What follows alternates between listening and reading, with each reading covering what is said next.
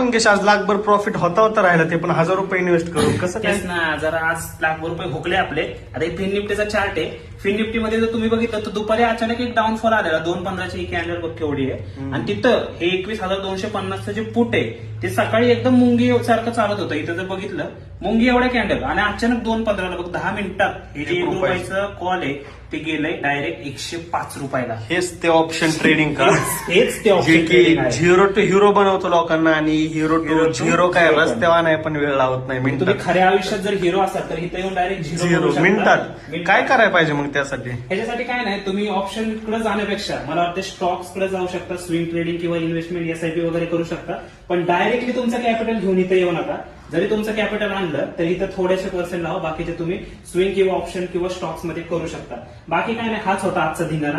आणि असं काही 1,000चे 1 लाख असं होत नाही, कारण हे असं कधीतरी येतं आणि त्यात काय होत नाही जास्त. तरी